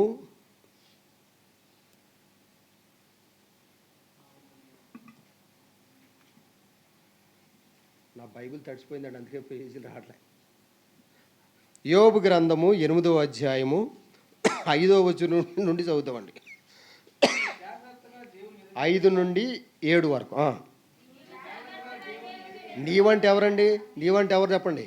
నేను, ప్రతి వ్యక్తి అండి. నీవు జాగ్రత్తగా, మనం దేవుని తప్ప అన్నీ ఎదుగుతాం. సృష్టికర్తని ఎదకాలా, సృష్టిని ఎదకాలా? లేవడమే పోని ఎక్కడుంది ఎత్తుకుంటారు చాలామంది. ఏమి ఎదుగుతారు చెప్పండి యథార్థం? అలాగా ఎవరికి బాగా ఏది ఇష్టమో ఎత్తుక్కుంటారు. కానీ అందరూ ఎతకాల్సింది ఎవరిని? దేవుని యొక్క వాక్యం చెప్తుంది, నా సన్నిధిని నిత్యము ఎదకమని వాక్యం చెప్తుంది. నువ్వు జాగ్రత్తగా దేవుని వెతికిన ఎడలా. మన దేవుడు ఎవరు చెప్పండి? సర్వశక్తిని గుర్తించాలి, ఏదైనా చేయగలడం. అది చాలామందికి అర్థం కావట్లే. అందరికీ అబ్రహాం గారు చేశారు, రూత్ అమ్మ గారు చేసి నాకు చేస్తాడా? మా కుటుంబంలో జరిగిద్దా? ఇదే పెద్ద సమస్య. మన దేవుడు ఎవరు చెప్పండి? ఆయన శక్తులు తగ్గిపోయినాయండి చెప్పండి? ఆయన ఎప్పుడు కూడా ఆయన సర్వశక్తిమంతుడు. సాతానుగాడు ఎవరండి? సాతానుగాడు ఎవరు? సాతానుగాడే శక్తిమంతుడు. ఎవరికంటే? మనకంటే. సాతానుగాడు ఎవరు చెప్పండి? మనకంటే శక్తిమంతుడే. ఆయన మనం జయించలేము. మన దేవుడు ఎవరండి? అది మన దేవుడు సర్వశక్తిమంతుడు కాబట్టి ఆయన్ని ఆశ్రయిస్తే సాతానుగాడు ఏం చేయగలుగుతాడా? రోగాలు, మరణాలు, సమస్యలు, నువ్వు ఏదేదో మనసులో భయపడే ఉండి అది ఏది నిన్ను ఏం చేయలేదు. కృంగిపోయిన నిన్ను లేవనెత్తగల సామర్థ్యుడు మన సర్వశక్తిమంతుడు దేవుడు. సర్వశక్తులకు దేవుని ఏం చేయాలి చెప్పండి? అది బతిమాలుకోవాలి. నువ్వు దేవుడిని బతిలాడుకుంటే ఏ మనిషిని బతిలాడుకునే పరిస్థితి రాదు. అర్థమైందండి? చాలామంది ప్రతివాడిని బతిలాడుకుంటామే. కారణం ఏంటి? నువ్వు ఎవరిని బతిపడతలే? లేవడం నువ్వు దేవుడి పాదాలు పట్టుకో. నువ్వు ఎవరి పాదాలని దేహి ప్రతిదానికి అయ్యా అయ్యా అమ్మ అనుకుంటా ఆ పరిస్థితి ఉండనే ఉండదు. తర్వాత నీవు పవిత్రుడివై యథార్థవంతుడివైన ఎడల అదిగోండి నిశ్చయముగా ఆయన్ని యందు శ్రద్ధ నిలిపి నీ నీతికి తగినట్లుగా నీ నివాస స్థలమును వర్ధిల్లజేయును. అప్పుడు నీ స్థితి మొదట కొద్దిగా ఉండినను తుదను ఎవరు? నీవు మహా అభివృద్ధి పొందు. చక్కని సూత్రాలండి ఇవి కఠినంగా ఉండయా, సులువుగా ఉండయా? నువ్వు చేయాల్సినవి ఏంటి, దేవుడు చేస్తానన్నాయి అంటే ఒకసారి పరిశీలన చేసుకో. మొట్టమొదటిగా మనం చేయాల్సింది ఏంటంటే, మొట్టమొదటి ఏం చేయాలి చెప్పండి? ఎలాగా? జాగ్రత్తగా. నువ్వు ఎంత శ్రద్ధ వహిస్తావో దేవుడు అంతకంటే ఎక్కువ. నువ్వు ఒక అడుగెత్తే 100 అడుగులు వేస్తాడు దేవుడు. మనం ఇప్పుడు ఇక్కడ నుండి అయినా సరే నిర్ణయం తీసుకోవాల్సింది ఏంటంటే, నీవు నీ కుటుంబము గొప్పోళ్ళు అయిపోవాలి, ప్రయోజకులు అవ్వాలి, ఒక రేంజ్లో ఉండాలి, అందరికీ ఉంది. కానీ దానికి సరైనటువంటి పద్ధతి ఏంటంటే, దొంగతనాలు చేస్తే బ్యాంకులు దోసేస్తూ కూడా గొప్పలు అయిపోతాను ఎవరు సలహా ఇస్తారు చెప్పండి? క్షణాల్లో నువ్వు కోటీశ్వరుడు అయిపోతావని ఆ దొంగోడు చెప్తూ ఉంటాడు. కానీ అలాంటి ఆ దుష్ట పాలోసులకి మనం వెళ్ళకూడదు. మనకు దేవుడు పెట్టిన క్రమమైన పద్ధతి ఏంటంటే, నీవు జాగ్రత్తగా దేవుని వెతికిన ఎడల. మన దేవుడు ఎవరైనా గుర్తించాలండి? ఏదైనా చేయగలడు మన దేవుడు. చెప్పండి, అసాధ్యాల్ని సుసాధ్యాలుగా, శూన్యంలో నుండి సమస్తము చేసినటువంటి వాడు ఏదైనా చేయగలడు. కాబట్టి మన దేవుడు అందరికంటే గొప్పోడు అని గుర్తించితే మనం ఎవరి మీద ఆధారపడాల్సిన అవసరం ఉండదు. మన దేవుడిని ఏం చేయాలి చెప్పండి? బతిమాలుకోవాలి. ఏం చేయాలి చెప్పండి? నువ్వు బతిలాడుతావో కాళ్ళు పట్టుకోడు. ఇప్పుడు ఒక ఆయన తెల్లవార్లు పోరాటం చేశాడంట. ఎవరు చెప్పండి? ఏమని? నువ్వు నన్ను ఆశీర్వదిస్తే తప్పనే నిన్ను. అది నిజంగా బతిలాడు. చేతి చేసుకోలే లేదు. మన ప్రార్థనలు ఎలా ఉంటాయి చెప్పండి? ఎలా ఉంటాయండి? మా మనం పాస్టర్ గారు ఏం చెప్తారు, నీ పక్కింటోళ్ళు వాళ్ళ ఏళ్ళు రక్షణ కొరకు ప్రార్థన చేయమంటే మనవాళ్ళు ప్రార్థన ఏమంటే, నాకు నచ్చదు ఆవిడ, నీకు నచ్చితే నీకు నచ్చితే రక్షించుకో, లేకంటలేదు. అదే మీ పిల్లల గురించి ఎలా చేస్తావు, అయ్యా తాగుబోతయ్యా, తిరిగిపోతయ్యా, ఫోన్ వదలలేదయ్యా. ఏం ప్రార్థనలండి బాబు, ఎవరిని మోసం చేసే ప్రార్థనలండి చెప్పండి. అలాగా మన ప్రార్థనలో కూడా నీతి నిజాయితీ ఉండాలి. మనం ప్రార్థన చేసేవంటే ఎవరు మెచ్చుకోవాలి చెప్పండి, దేవుడు కరిగిపోవాలంతే. ఆయన మనసు ఏమైపోవాలి చెప్పండి, ఆయనకి నా బిడ్డకు చేసేయాలన్నంత, ఇచ్చేయాలన్నంతగా ఆయనకి మన మీద ప్రేమ పెరిగేలాగా ప్రార్థన చేయాలి. మనం అర్థమైందండి మీకు. మనవాళ్ళు ఏం చేస్తారంటే అందరి గురించి ప్రార్థన చేయాలనిపిద్ది, మన కుటుంబ సభ్యుల గురించి ప్రార్థన చేసేపాటికే టైం అయిపోతుంది. ఇక మిగుడు గురించి ప్రార్థన చేసే టైమే ఉండదు. అందుకని అటు నుండి ఇటు రావాలి. ఎటు నుండి రావాలండి, ప్రపంచం దగ్గర నుండి, ఖండాల దగ్గర నుండి, దేశాల దగ్గర నుండి. ఎందుకంటే అవి సింపుల్గా చేసేస్తాం కదా మనం. మన కుటుంబం అప్పుడు ఎవరు ప్రార్థన చేసినా కానీ ఇంట్లో వాళ్ళ గురించి ప్రార్థన చేసినప్పుడు ఏడిపోద్దండి మరి వాళ్ళకి. మరి మిగిలిన వాళ్ళ గురించి చేసేటప్పుడు ఏమైనా పట్టింపే ఉండదు. అవన్నీ దేవుడు అబ్జర్వేషన్ చేస్తాడు. అందుకనే ప్రియులారా, నీవు దేవుడిని ఏం చేసుకోవాలంటే బతిమాలుకోవాలి. నీకు ఏ సమస్య ఉన్నా, పౌలు గారు కూడా బతిలాడుకున్నాడు, ప్రభువా నాలో ఆ యొక్క ముళ్ళు ఉంది, ఆ ముళ్ళు ఏం చేయమన్నాడు చెప్పండి, తీసివేయి అన్నప్పుడు ఏమన్నాడంటే, నేను తీసేయను. ఏం చాలంటే నీకు, నా కృపనీకి చాలన్నాడండి. అలాగన చాలామంది ప్రార్థనలో మోషే గారు ఏమన్నాడు, ఆ వాగ్దానం తీసుకు నన్ను నడిపించు ప్రభువా, తీసుకెళ్ళమంటే ఇక చాలు, ఆ ప్రార్థన మాని అన్నాడా లేదా చెప్పండి. అయితే నువ్వు అసలు ప్రార్థన చేయాలి, కానీ దేవుడు నీతో ఖచ్చితంగా మాట్లాడతాడు. నువ్వు దేవుడితో మాట్లాడేది ఎలాగా అమ్మ చెప్పండి. ఇప్పుడు దేవుడితో మాట్లాడాలని చెప్తున్నాం కదా, ఎలాగది రెప్పకమ్మ గారు చెప్పండి, ఎలా మాట్లాడతాం మన దేవుడితో? నువ్వు ప్రార్థన చేయడమే దేవుడితో మాట్లాడేదాన్ని ప్రార్థన అంటారు. మన దేవుడితో సంభాషణ చేసిన దాన్ని ఏం పేరు రాయబడింది బైబిల్లో? ప్రార్థన. మరి దేవుడు నీతో ఎలా మాట్లాడతాడు? ఆల్రెడీ మనం మొట్టమొదటి చదువు ఎబ్రీయులకు రాసిన పత్రిక 1వ అధ్యాయము 1-2 వచనంలో, కుమారుని ద్వారా మనతో మాట్లాడేను. ఆల్రెడీ ఆయన మాట్లాడేశాడు. అదంతా వ్రాతపూర్వకంగా ఉంది. దాని వాక్యం ద్వారా మనము చక్కగా అబ్జర్వేషన్ చేసుకోవచ్చు. నువ్వు దేవుడితో మాట్లాడి దేవుడు నీతో మాట్లాడుతూ ఉంటే ఇక మూడో వాడికి అవసరమే ఉండదు. అర్థమైందండి? నువ్వు మాట్లాడాల్సిన వ్యక్తులతో మాట్లాడవు. దానివల్ల ఏమైందంటే కొత్త వాళ్ళు చేరతారు, అవసరం లేని వాళ్ళు. ఆ వేస్ట్ మాటలు ఎక్కువైపోయి ఎవరికి ఉపయోగం లేని వ్యక్తులుగా మారిపోతాం. అర్థమైందండి? అందుకని ఇక్కడ మనం చేయాల్సింది ఏంటంటే, మనం ఎతకాల్సింది ధనాన్ని కాదు, మనం ఎతకాల్సింది ఆహారాన్ని కాదు, మనం ఎతకాల్సింది ఏంటి చెప్పండి, ఆయన రాజ్యాన్ని నీతిని వెతికితే ఏవి కావాలో అవి ఏ టైంలో మనకి ఏ టైంలో అది ఎందుకు జరగట్లేదండి, నువ్వు ఎతకాల్సినవి ఎదగలేదు. అర్థమైంది సమస్య? అర్థమైందండి? మన జీవితంలో, మన కుటుంబ జీవితంలో, బిడ్డల భవిష్యత్తులో ఏదైనా సరే చక్కగా ఏ టైంలో ఏది సందర్భోచితంగా జరగాల జరపడం కారణం ఏంటంటే, మీ దోషములు వాటి క్రమం తప్పించిందంట. ఏం తప్పించింది చెప్పండి? ఆ క్రమం మొత్తం మనమే పాడు చేసేసుకున్నాం. దానివల్ల ఏమవుతుందంటే వాటి సరి చేయడానికి కొంత గ్యాప్ పడద్ది. అందుకనే ప్రియులారా, దేవునికి ప్రార్థన చేయండి, దేవుని యొక్క వాక్యాన్ని చదవండి, దేవుణ్ణి స్తుతించండి. దేవుని యొక్క ఆలయానికి ఎక్కడికి వెళ్ళాలి చెప్పండి? దేవాలయానికి, అంటే దేవుడు ఉండే స్థలం ఎక్కడుందో అక్కడికి మనం వెళ్ళాలి. మూడోది ఎక్కడ మనం గమనించినట్లు, ఇది ఎవరైనా చేస్తారు. 5వ వచనం, ప్రార్థనలు వెతకడాలు అందరూ చేస్తారు, చేయరు, ఎందుకంటే లాభం కదా. కానీ 6వ వచనం అనేది చాలా ప్రాముఖ్యం అండి. ఇది చాలా ప్రాముఖ్యం అన్నమాట. ఇక్కడే సమస్య, సంఘాల్లో కూడా ఇక్కడే సమస్య వద్ది. దేవుడు మనం ఎలా ఉండాలని కోరుకుంటాడు చెప్పండి? ఏ భర్త అయినా తన భార్య ఎలా ఉండాలని కోరుకుంటాడండి చెప్పండి? పరిశుద్ధురాలుగా, పవిత్రురాలుగా, యోగ్యురాలుగా. మరి దేవుడు కూడా తన సంఘాన్ని ఎలా ఉండాలని కోరుకున్నాడు?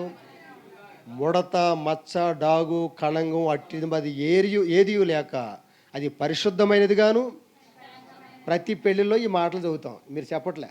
అది పరిశుద్ధమైనది గాను, నిర్దోషమైనది గాను, మహిమగల సంఘం గాను అని ఉండాలని దేవుడు కోరుకుంటున్నాడు. మనం మరి పరిశుద్ధంగా, పవిత్రులుగా ఉండాలంటే యేసు రక్తము ప్రతి పాపం నుండి కడిగి మళ్ళీ ఎలా చేద్దంటే పవిత్రులుగా, నీతిమంతులుగా చేద్ది. అందుకనే ప్రియులారా, దేవుడి దృష్టిలో మనందరం పాపులుగా ఉన్నాం కాబట్టి మొట్టమొదటిగా మనం చేయాల్సింది ఏంటంటే, మనము పవిత్రులుగా మార్చబడటానికి యేసు ప్రభువు రక్తం మనకు అందుబాటులో ఉంది. మనకి నీళ్లు స్నానం చేయడానికి ఏం అందుబాటులో ఉంది? ఏటితో స్నానం చేస్తున్నాం మనం. అలాగా మనం ఆత్మశుద్ధి పవిత్రపరచబడాలంటే యేసు రక్తం, యేసు ప్రభువని నీ నోటితో ఒప్పుకొని ఆయన మృతుల్లో నుండి తిరిగి లేచాడని నీ హృదయంలో విశ్వసించినట్లయితే అప్పుడు నువ్వు రక్షించబడతావని రోమాపత్రికలో స్పష్టంగా రాయబడింది. కాబట్టి ప్రియులారా, మొట్టమొదటగా మనం ఆశీర్వదించబడాలంటే ఎలా మారిపోవాలి చెప్పండి? మీరు పరిశుద్ధులగుటయే దేవుని చిత్తము. చెప్పండి, మీరు పరిశుద్ధులగుటయే దేవుని చిత్తం అంటండి. అర్థమైందండి? లోకము దాని ఆశయు గతించిపోవచ్చున్నవి, కానీ దేవుని చిత్తమును జరిగించువాడు కలకాలము సుఖంగా, సంతోషంగా, సౌఖ్యంగా, క్షేమంగా యహలోకంలో నిత్యత్వంలో కూడా మనం ఉండాలంటే ఎవరిష్టాన్ని నెరవేర్చాలి మనం? అది దేవునికి ఇష్టం, దేవుడికి నచ్చినట్లు జీవించాలి మనం. కాబట్టి ప్రియులారా, నీవు పవిత్రుడివై, రెండోది ఏంటి చెప్పండి? యథార్థవంతుడివై. మనం ఎలా ఉండాలి చెప్పండి? యథార్థత అంటే ఎవరన్నా ఒకరని చెప్తారా? యథార్థత అంటే ఏంటి? యథార్థత అంటే ఏమిటి ఏమండి? నిజాయితీ, మంచి మాటే. యథార్థత అంటే ఏంటంటే లోపల ఎలా ఉండామో బయటకు కూడా నటనా జీవితం వదిలేయండి. ఉన్నదన్నట్టుగా యాజ్ టీజ్గా ఉండాలి మనం. అర్థమైందండి? పైకి నవ్వుతూ ఉంటారు, లోపల ఎలా ఉంటుంది చెప్పండి? మనవాళ్ళు ఎక్కువ మంది అలా ఉండరండి. ఎప్పుడు పోతారని చూసేవాళ్ళే తప్ప బాగుపడితే బాగుందని చూసేవాళ్ళు ఎవరు ఉండరు. యథార్థం చెప్పండి. మన కళ్ళు ఏమైనా మంచిగా చెప్పండి? చూపు మంచిది కాదు, మాట మంచిది కాదు, మనది ఏదీ మంచిది కాదు. అందుకని మనం ఎవరిని ఆశ్రయించాలి? అయ్యా, నా స్వభావమే మంచిది కాదు, పూర్తిగా పాడైపోయాను, అందుకని క్రీస్తు యేసునకు కలిగిన ఈ మనసుని మీరు కూడా కలిగి ఉండండి రాయబడింది. కాబట్టి ప్రియులారా, యథార్థత అనేది మన జీవితంలో ఎలా వద్దాయంటే చూడండి, కీర్తన గ్రంథంలో ఒకసారి రండి. 17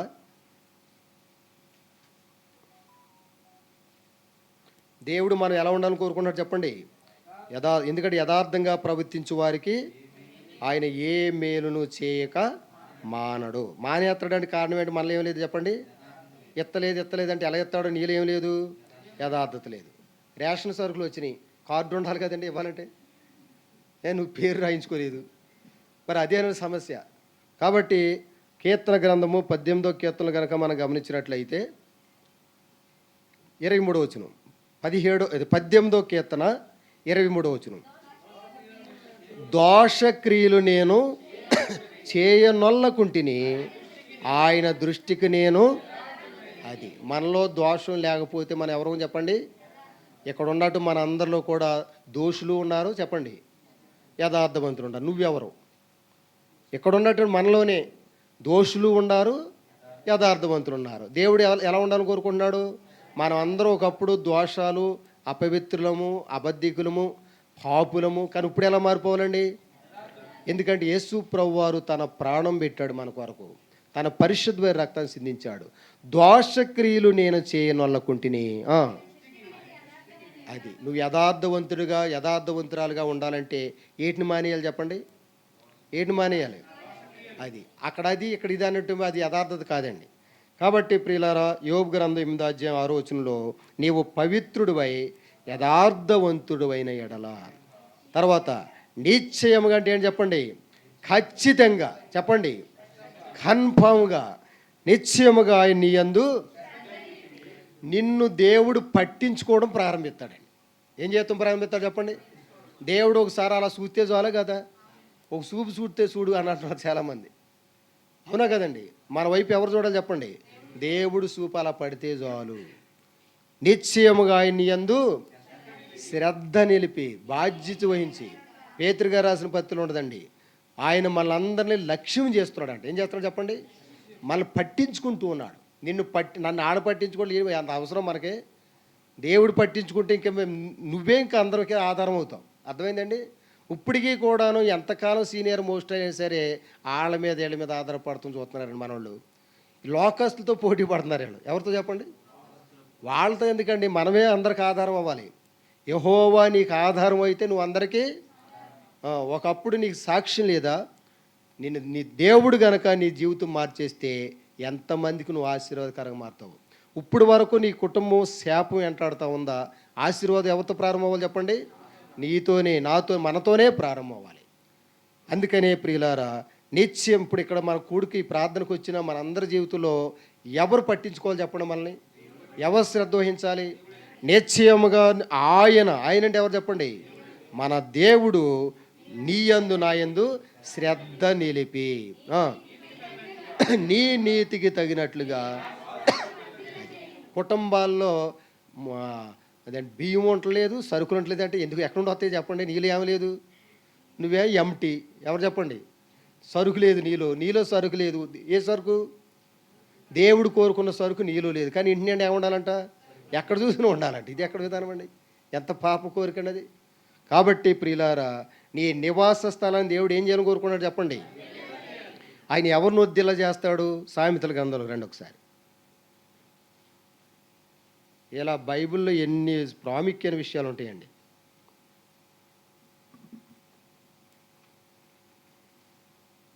సామెతల గ్రంథము మొదట్లోనే ఉంటుంది, 2వ అధ్యాయం. సామెతలు 2:7. ఆయన యథార్థవంతులను వర్ధిల్ల చేయను. యుక్త మార్గం అంటే కరెక్ట్ అయిన మార్గం. యుక్త మార్గం ఏంటంటే చెప్పండి? సరైన మార్గం. యుక్త మార్గము తప్పక నడుచుకుని వారికి ఆయన కేడి ఒక భద్రత వలయంగా ఉంటాడు. ఆయన యథార్థవంతులు ఏం చేస్తాడు చెప్పండి? వర్ధిల్లడం అంటే ఏంటండి? ఎగిరెగిరి పడతామా చెప్పండి? ఎక్కడ అడుగేస్తే అక్కడ, ఏమి చేసినా, ఏ పని పూనుకున్నా, ఏ రంగంలో అయినా, ఏ విషయంలో అయినా సరే అందరికంటే ఎప్పుడు నువ్వు ఎంత గొప్ప వ్యక్తులను చూసినా వాళ్ళకంటే నిన్ను పైన ఉంచుతాడు. ఎందుకంటే మనకందరికీ ద్వితీయోపదేశకాండం 28వ అధ్యాయం సుపరిచితమే. అందరికంటే నువ్వు ఎలా ఉంటావు చెప్పండి?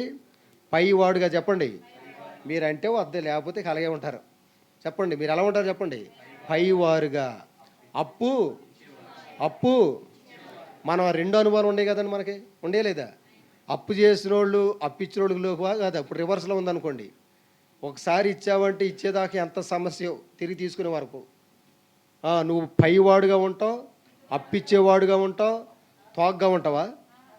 తోగ్గాడంటే వాళ్ళు ఎలా చెప్తారు నడుచుకుని, అలా ఉండవండి మనం. తలగా. చెప్పండి, దేవుడు మళ్ళీ అలా ఉంచాలని కోరుకుంటుంటే వాళ్ళకి తోకగా ఉండాల్సిన అవసరం ఏంటండి? నువ్వు అర్థమైందండి మీకు? కాబట్టి ప్రియులారా, ఆయన యథార్థవంతులను వర్ధిల్ల చేయను. మనం వర్ధిల్లపోవడం కారణం ఏంటి చెప్పండి? మనలో ఏమి లేదు చెప్పండి? యథార్థత లేదు. యథార్థత అంటే ఏమనుకున్నామండి? మనలో ఏ తేడాలు ఉండకపోవడం. క్లీన్ అండ్ గ్రీన్గా ఉంచుకోవాలి. ఎలా ఉంచుకోవాలి చెప్పండి? మనం ఒకసారి ప్రతిరోజు కూడా దేవుని యొక్క వాక్యం దగ్గరికి వస్తే వాక్యం చెప్పేద్ది, నువ్వు ఎలా ఉండవు అలా ఉండవని. మనం ఎప్పుడు కూడా ఎవరితో పోల్చుకోవాలి? పాస్టర్ గారితో పోల్చుకుంటారు ఈ మధ్యకాలం కొంతమంది. చెప్పండి, ఆయన ఎప్పుడు నుండో వాక్యం చెప్తున్నాడు, వాళ్ళకంటే మేము ఎక్కువ డెవలప్ అయ్యామంటే అది ఎలా గురిది? యేసు ప్రభువుతో పోల్చుకోవాలి. మెనే టెకెల్ ఓపార్సిన్. దేవుడు సున్నితపు త్రాసులో నువ్వు తూకానికి రావాలి. ఎవరు తూకానికి రావాలి చెప్పండి? ఆయన పోల్చినప్పుడు ఆయన పోల్చాలి. ఆయన చూసినప్పుడు నేను సరిగా ఉన్నాను లేదో ఎప్పటికప్పుడు జాగ్రత్త పడుతుంటే అదే అండి. అర్థమైందండి? మనం జాగ్రత్త పడి మన సర్వశక్తిని దేవుని వెతికి బతిమాలుకొని పవిత్రులమై యథార్థవంతులు. ఇంకోటి యాడ్ చేశాడండి, నీతిగా. మనం అందరం నీతి జాతి లేని వాళ్ళు ఒకప్పుడు. ఇప్పుడు నీతిమంతుడు ఎవరు చెప్పండి? నీతిమంతుడు ఎవరు? యేసు ప్రభువు అండి. నీతిమంతుడు ఎవరు చెప్పండి? దేవుణ్ణి వేడుకొని ఆయన నీతిని మనం తీసుకున్నాం. దేవుడు ఏం చేశాడు చెప్పండి? ఆయన నీతి ఎవరికి ఇచ్చాడు చెప్పండి? మన అందరికి ఇచ్చాడు. అందుకని ఆయన నీ నీతికి తగినట్లుగా అప్పుడు చూసుకోండి. 7వ వచనం చదవండి. అది అప్పుడంటే ఇవన్నీ నెరవేర్చినప్పుడు. ఇక ఎప్పుడు అప్పుడే కాదు, ఇప్పుడుగా మారిపోవాలి. అది అర్థమైందండి? అప్పుడు నీ స్థితి మొదట కొద్దిగా ఉండి అస్సలు లేకపోయినా పర్లే. అంతకుముందు అస్సలు లేకపోయినా కానీ తొదకొచ్చేసరికి ఎలా మారిపోతాం చెప్పండి? మహా అభివృద్ధి పొందేదవు. దేవుడిచ్చిన మాట కాదు ఇది. కాబట్టి నాకు ఏమి లేదు, అది లేదు, ఇది లేదు అంటాం మానేసి నువ్వు ఎవరిని ఎదుగుతూ మొదలెట్టాలంటే మన దేవుడు బుద్ధియు జ్ఞానము, సర్వసంపదలు ఆయన యందే ఇమిడిపోయండి అండి, గుప్తంలో ఉన్నాయి, అన్నీ ఆయనలో ఉన్నాయి. ఆయన పైకి మనకి ఎలా కాపాడుతాడంటే సిరువులో ఏలాడుకుంటా ఆయన్ని ఎవరన్నా కాపాడుతూ బాగుండు అన్నట్టు కనపడతాడు మనకి. అంతే కదండి, ఎలా కాపాడుతాడు యేసుప్రభు వారు? వీళ్ళు ఆ ఫోటోలు వేస్తారు కదా, మరి మంచి ఫోటోలు వేసినా కానీ ఎక్కడో గాయాలతో పెట్టుంటే ఈయనకే స్వస్థత లేదు, మా అమ్మ ఆఖ్యాయం చేస్తాడు అన్నట్టుగా ఆ ఫోటోలు చూసి మనం చూడాల్సింది ఫోటోలు కాదండి. ఆ ఫోటోలు చూస్తే ఎలా ఉంటుందంటే ఈయనకంటే మేమే బాగుండు అన్నట్టు అనిపించి ఆయన మీద ఆధారపడతలే మనం. ఆయన సర్వశక్తిమంతుడు అని చెప్పండి, శ్రీమంతుడు. ఆయన గురించి ఎన్నో ఉంటాయండి బైబిల్లో. ఆయనకు అసలు అసాధ్యమైనది ఏదీ లేదు. ఆయన నిన్ను ధనవంతునిగా చేయాలని ఎలా వచ్చాడు ఆయన? ఎలా వచ్చాడండి? ఆయన దరిద్రుడిగా, దీనుడుగా, ఆయన అన్నీ కోల్పోయిన వాడికి వచ్చి మనమేమనుకుంటామంటే పెద్ద కిరీటం పైనుండి మంచి మంచి రాజు వస్త్రం సింహాసనం మీద కూర్చుంటే అప్పుడు అడుగుతా బాగుంటుంది. కానీ ఆయనే బట్టలు కూడా సరిగా ఉంటాయండి ఆయనకి? చెప్పండి. ఆయన ఫోటోలో చూస్తూ ఉంటాం కదా, చెప్పండి. మరి ఈయన ఏమి ఇస్తాడు అన్నట్టుగా అలాగా సాతాను గడు మబ్బి పెట్టాడు మనల్ని. కాబట్టి ప్రియులారా, మనము అపార్థం చేసుకోవడం మానేసి వాస్తవంలోనికి రండి. మన దేవుడు, నువ్వు ఎటువంటి వ్యక్తివి, దేవుడు ఎటువంటి వ్యక్తులు ముందు అర్థమైతే నువ్వు ఆటోమేటిక్గా మనం ఏం చేయాలో మనకు అర్థమైపోద్ది. కాబట్టి ప్రియులారా, ఇర్మియా గ్రంథం ఇందాక మనం అనుకున్న అధ్యాయం ఏంటి చెప్పండి? కొంతమంది 30 అంటున్నారు, కొంతమంది 31 అంటున్నారు. మనల్ని సేర తీసేది ఎవరు చెప్పండి? అది సేర తీసే దేవుడి దగ్గరికి మానేసి ఎవరెవరో దగ్గర వెళ్ళి వాళ్ళు చూస్తే బాగుండు, వీళ్ళు చూస్తే బాగుండు అంటాం మనకు అవసరం అండి.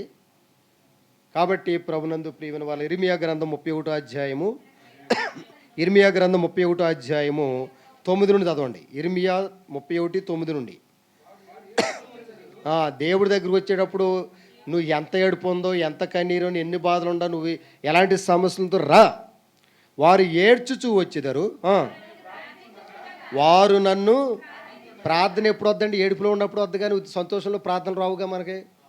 యాకోబు గారు కూడా చెప్పాడు, మీకు ఏడుపు వస్తే ఏం చేయాలి చెప్పండి? చెప్పండి. ప్రార్థన చేయండి. సంతోషం కలిగితే సినిమా పాటలు పాడతారు మనోళ్ళు. సంతోషం వచ్చినప్పుడు దేవుడి పాటలు గుర్తొస్తాయి మీకు. ఏమండి, ఎప్పుడో గుర్తొచ్చినాయా? చూడండి, మనం ఎంత మోసం, మనమే మోసం చేసుకోవడం, చాలా జాగ్రత్త పడాలి. వారు ఏడ్చుచూ వచ్చేదారు, వారు నన్ను ప్రార్థించుచుండగా. చూడండి, ఎన్నిసార్లు ప్రార్థన చేయాలి చెప్పండి? ప్రార్థన అది కంటిన్యూ జరుగుతూనే ఉండాలి నువ్వు బ్రతికినంతకాలం. ఇక్కడ కనుక ప్రార్థన చేయాల్సిన టైంలో ప్రార్థన చేయలేదు అనుకోండి, మన శాలసాలను ఎక్కడ స్టార్ట్ చేస్తారు ప్రార్థనలు? ఇక పాతాళంలోకి వెళ్ళినప్పుడు ప్రార్థనలే ప్రార్థనలు. ఎప్పుడెప్పుడు చేస్తారు? ఆప్టింగ్ ఉండదు. అయ్యా ఒక్క అవకాశం అంటారు ఎక్కడికి వెళ్ళాక. ఒక్క క్షణమన్నా నాకు విడుదల ఇయ్యాను. ఇక ప్రార్థనలే ప్రార్థనలు. అక్కడ మట్టికి ఎవరేనండి? ఆ ప్రార్థన అనేది ఎక్కడ చేయాలి చెప్పండి? ఇక్కడ ఉండగానే. పరలోక రాజ్యంలో ప్రార్థనతోనే పని లేదు, అక్కడ స్తుతులు పాటలు. పరలోక రాజ్యం ఏమన్నా చెప్పండి? పాతాళంలో నీకు స్తుతి కలుగదు. మరి ఎక్కడ ఉంటుందండి? పరలోక రాజ్యంలో కృతజ్ఞతాస్తుతులు, స్తోత్రాలు, పాటలు గాని అన్నీ అది ప్రత్యేకంగా ఉంటుంది. ఆ ఆనందం వేరు, ఆ సంతోషం వేరు. కాబట్టి ప్రార్థన ఎక్కడ చేయాలమ్మా? ప్రతిరోజు కూడా ప్రార్థన చేయమన్నాడు. మా అనుదినాహారము అంటే ప్రతిరోజు ప్రార్థన చేయమనే అర్థం. వారు మీకు ఎంత ఏడుపు, కన్నీరు, దుఃఖము, బాధ ఉండగానే ప్రార్థన చేసుకోండి. దేవుడు తప్పనిసరిగా ప్రార్థన చేసుకుంటూ ఆ సమస్య ఎవరు చెప్పుకోవాలి? అది ప్రార్థన అంటే నీ సమస్య, నీ బాధలు, నీ కన్నీరు నీ దేవుడు చెప్పుకో. ఆయన ఆరుస్తాడు, తీరుస్తాడు, ఏదేం చేస్తాడు. తర్వాత వారు తొట్టిల్లకుండా చక్కగా పోవు బాటను, నీళ్ల కాలువని వద్దను వారిని నడిపింతును.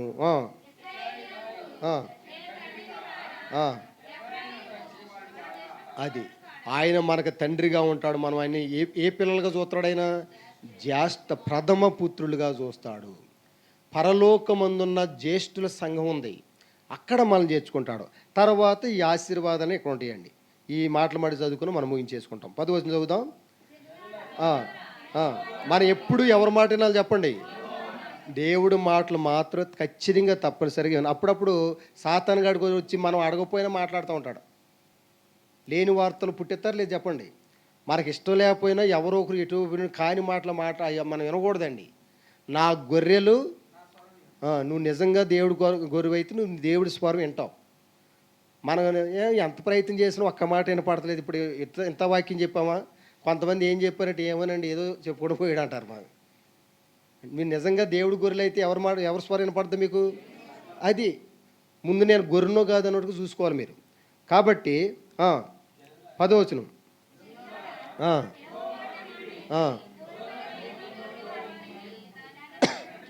ఇశ్రాయేలును చెదరగొట్టిన వాడు వాడిని సమకూర్చి. అంటే అర్థం ఏంటండి?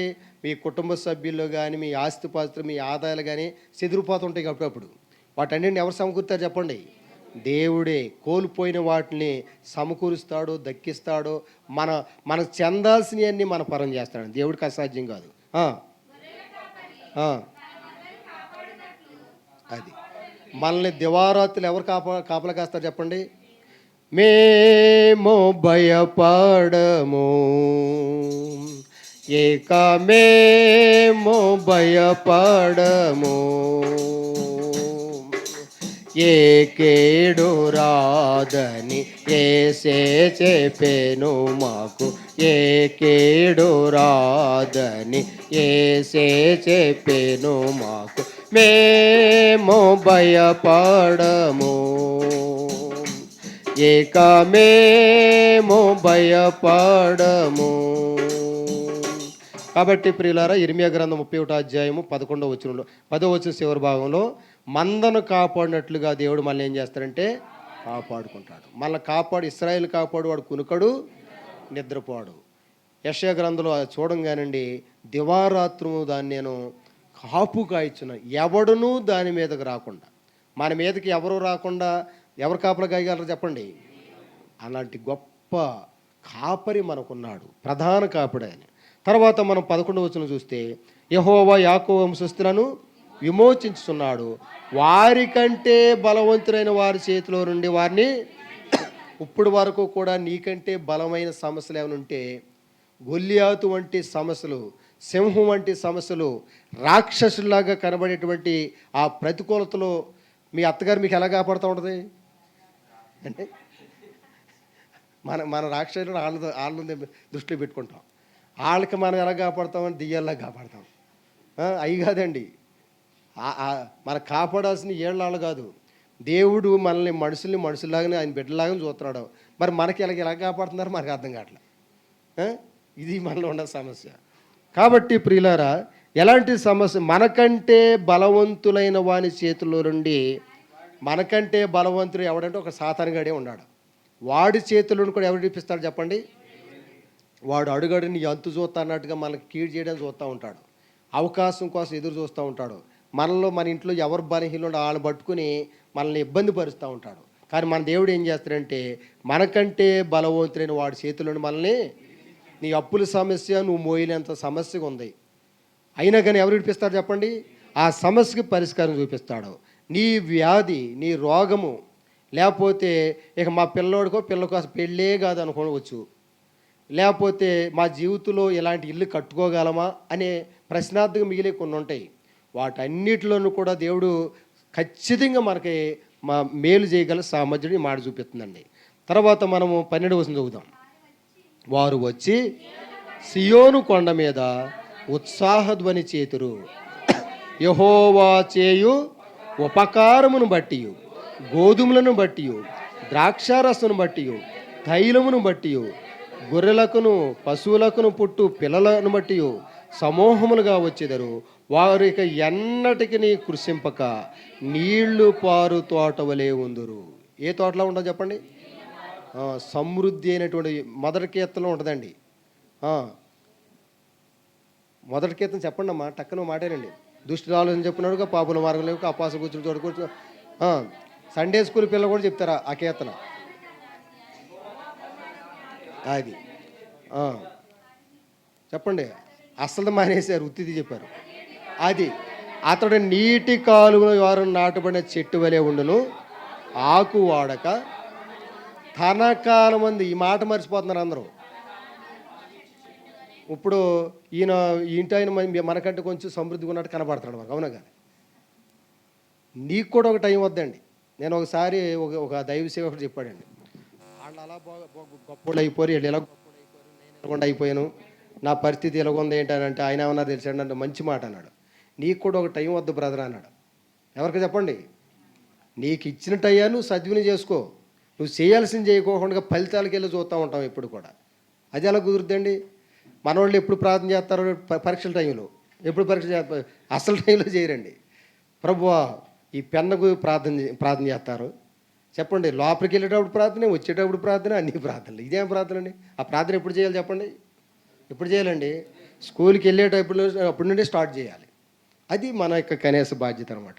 కాబట్టి ఇక్కడ వారు వచ్చి సియోను కొండ మీద మందిరంలోకి వచ్చి కృతజ్ఞతాపూర్వకం సంతోషకరంగా వచ్చి ఆయన కృతజ్ఞతలు చెల్లించాలంటే కొన్ని మేలులు పొందాలండి. యెహోవా అందరికీ ఉపకారి. మనకేమిస్తాడు చెప్పండి? తినడానికి ఆహారం, కట్టుకోవడానికి బట్టలు, నిలువ చోటు, ఇళ్ళు, మనుషులు సుఖంగా క్షేమంగా బ్రతకడానికి ఏమేమి అవసరమో అవన్నీ కూడా ఎవరిస్తారు చెప్పండి?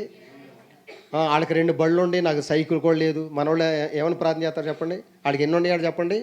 2 బళ్ళు ఉండి నాకు సైకిల్ లేదు. ఖచ్చితంగా నీ సమయంలో దేవుడు తన కాలమందు ఫలించు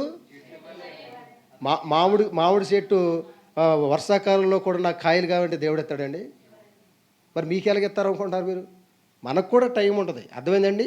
దేవుడు ఎల్లకాలం అందన్నాడా తన కాలం అందన్నాడా చెప్పండి? నీకు టైం ఉంది. ఆ టైంలో మిగిలినోళ్ళ కంటే ఉన్నతంగా ఉండొచ్చేమో. కాబట్టి నువ్వు యెహోవా కొరకు ఎదురు చూస్తే నూతన బలం, కొత్త బలం వద్ది. కాబట్టి ఈ విషయాన్ని గుర్తించండి. ఇవన్నీ చూడ సమయం లేదు, మనం ముందుకు వెళ్ళిపోదాం.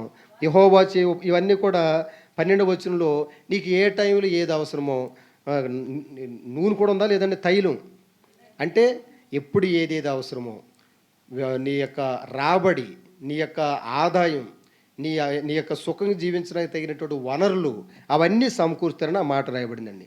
నీళ్లు వారికి ఎన్నటికీ కృషింపక అంటే అర్థం ఏంటండి? ఆ సమస్య ఉంది, ఈ లోటు ఉంది, ఈ ప్రాబ్లం ఉంది, అవన్నీ తీసేస్తాడు దేవుడు. కాబట్టి కృషించిపోవండి మనం. నీళ్లు పారు తోట వలె ఉంటాం అంటే అర్థం ఏంటంటే పచ్చగా.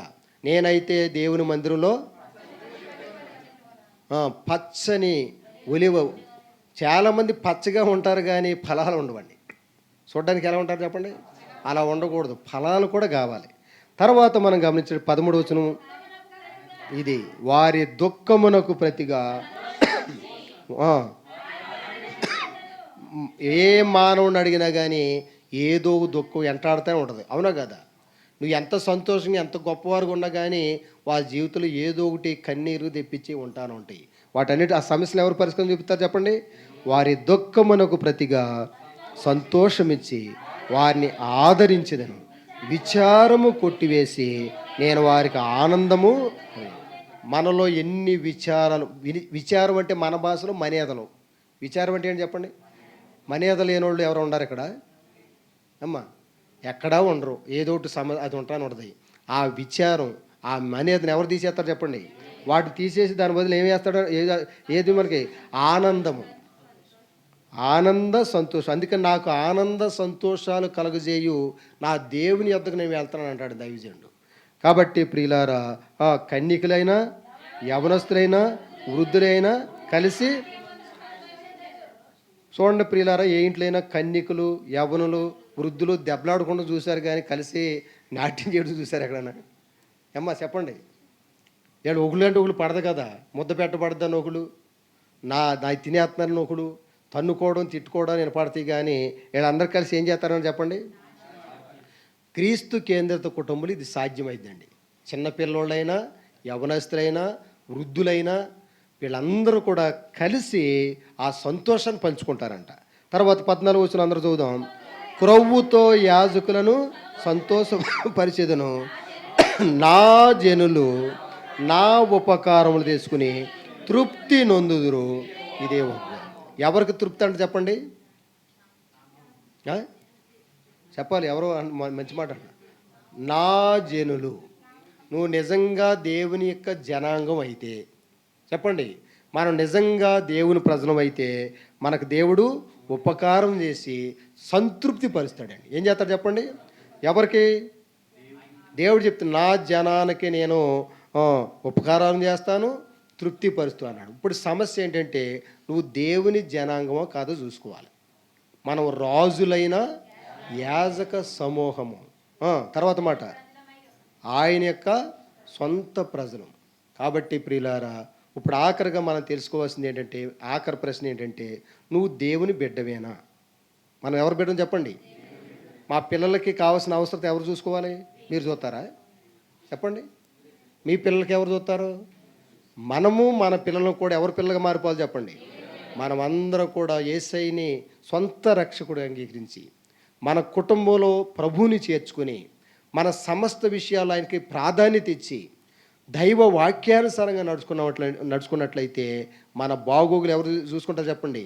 నిశ్చయముగా ఆయన యందు శ్రద్ధ నిలిపి నీ నీతికి తగినట్లుగా నీ నివాస స్థలమును అప్పుడు వాళ్ళ డెవలప్మెంట్ ఎవరు ఆపలేరండి. మీరు మీ ఊళ్ళో చూసుకోండి, వారు తెలిసిన కొంచెంలో దేవుడి పట్ల నమ్మకం ఉంటే వారు డెవలప్ అవ్వలేదా? మరి వారికంటే మీరు అత్యధికంగా ఫలించి అభివృద్ధి 30 దంతులుగాను, ఈరోజు ఉదయం కూడా చూసుకున్నామండి.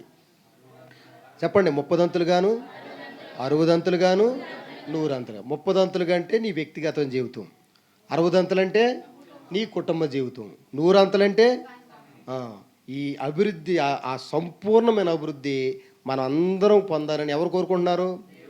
ఇది ఎవరు గిట్టదు చెప్పండి? సాతానుగాడికి అసలు గిట్టదు. కాబట్టి ఈ 30లో కూడా రానియరు మనల్ని, కనీసం పాస్ మార్కులు కూడా రానిడు. ఎవడండి? కనీసం పాస్ మార్కులు కూడా రానిడు. కానీ దేవుడు ఏంటంటే ఎన్నంతలు చెప్పండి? 100 అంతలు సర్వసంపూర్ణంగా. ఎవరు 100 అంతలు ఫలించారు బైబిల్లో చెప్పండి?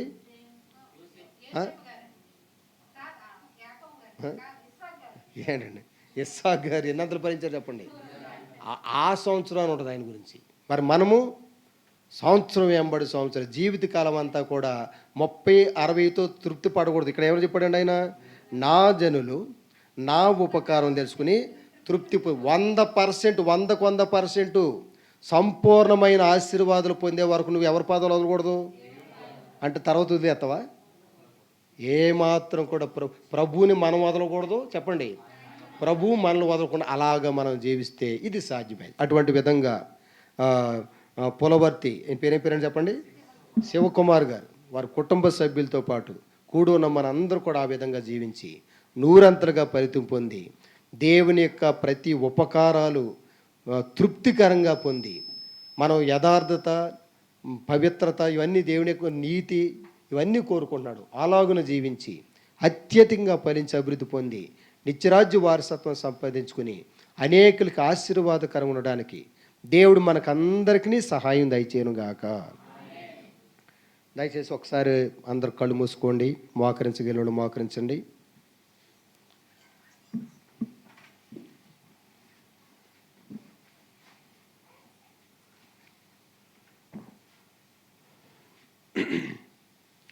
కళ్ళు మూసుకోండి, మోకరించగలను మోకరించండి.